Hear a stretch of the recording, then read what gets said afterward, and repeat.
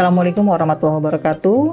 Perkenalkan saya Dr. Gigi Elita Sari dari Rumah Sakit Hasanagra Alfiah dalam rangka menyambut Hari Kesehatan Gigi Nasional tanggal 12 September. Kita akan menerangkan sedikit tentang oral health, tentang kesehatan mulut, betapa pentingnya kesehatan mulut ini.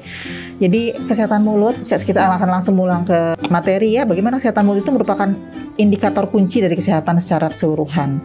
Kenapa begitu? Mungkin nggak begitu banyak orang yang mengetahui kenapa kesehatan mulut penting, karena sebenarnya kalau dari standar internasional, dari standar dari WHO ya, yang dinyatakan secara kesehatan secara keseluruhan itu mencakup kesejahteraan dan termasuk kualitas hidup di dalamnya. Nah, sedangkan penyakit gigi itu terdiri atas berbagai penyakit, dan kondisi yang paling sering mungkin adalah karies ya, penyakit periodontal, kehilangan gigi. Penyakit periodontal itu penyakit gusi ya. Lalu ada kanker mulut, atau yang bisa kelihatan di mulut yang merupakan kondisi umum itu seperti manifestasi dari HIV di rongga mulut, adanya cleft atau cacat palatum ya, bibir sumbing, ada trauma ya.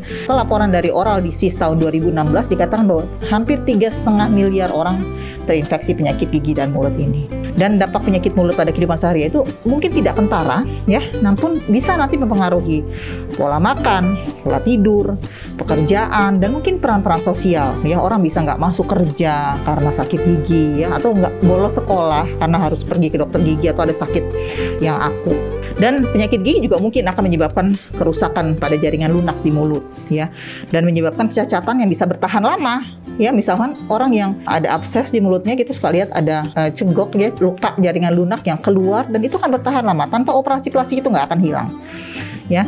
Dan pada kasus yang jarang terjadi bisa jadi kematian. Jadi take home message-nya mungkin untuk menyambut Hari Kesehatan Gigi dan Mulut Nasional tanggal 12 ini, pesannya tetap sama ya. Sikat gigi Anda selama 2 menit 2 kali sehari ya, menggunakan pasta gigi yang berfluoride. Lalu kurangi konsumsi makanan manis dan kunjungi dokter gigi secara teratur.